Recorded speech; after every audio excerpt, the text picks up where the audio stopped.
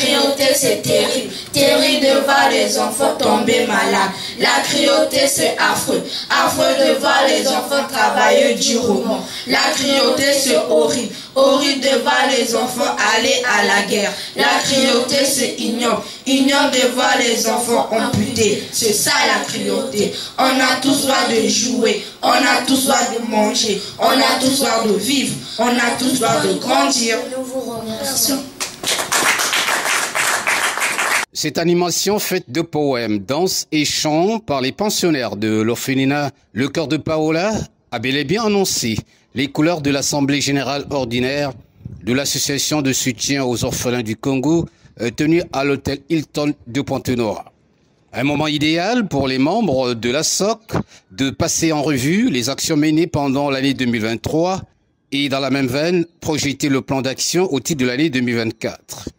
On a noté que plusieurs actions ont été réalisées en faveur de la prise en charge sociale et éducative des pensionnaires de l'orphelinat, la participation à quelques rendez-vous de l'environnement, l'aide sociale accordée aux enfants de la mutuelle ASOC, dons de vivres aux orphelinats de la place, sans oublier le retour en famille d'un pensionnaire. La liste n'est pas exhaustive.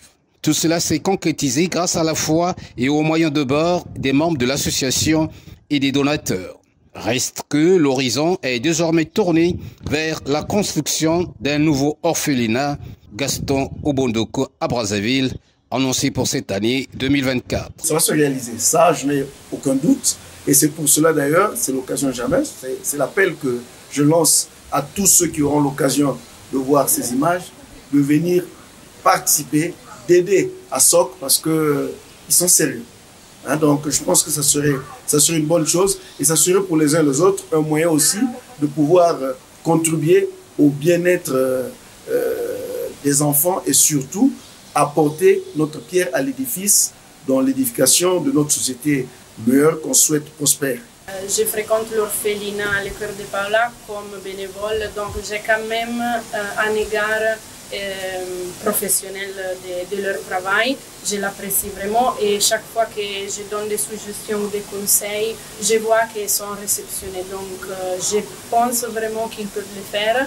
Déjà dans sa présentation, M. Sisto, il a dit qu'il pense avoir des espaces plus grands et offrir des structures qui sont plus adaptées aux besoins des enfants. Donc je crois que c'est vraiment ce dont on a besoin. On peut sans risque de se tromper dire que ce rendez-vous a tenu toutes ses promesses. Tant il est vrai qu'il a permis de clarifier certains aspects, notamment sur l'organisation et le fonctionnement de la SOC qui pourtant depuis fort longtemps se bat pour donner un nouveau statut social à ces adultes en miniature défavorisés de la société. Ça fait quand même 13 ans que ça dure. Ça fait 13 ans que ça dure. Année après année, on reste constant dans notre objectif qui est de faire sortir de la vulnérabilité des enfants. Et le fait de rester constant, le fait de voir les enfants, même le faciès, le visuel changer, voilà, c'est rassurant pour tous nos partenaires. Et aussi le fait de présenter que maintenant on va à Brazzaville, ça veut dire que c'est vraiment réfléchi. Voilà, ça met les gens en confiance et du coup les gens continuent à nous aider.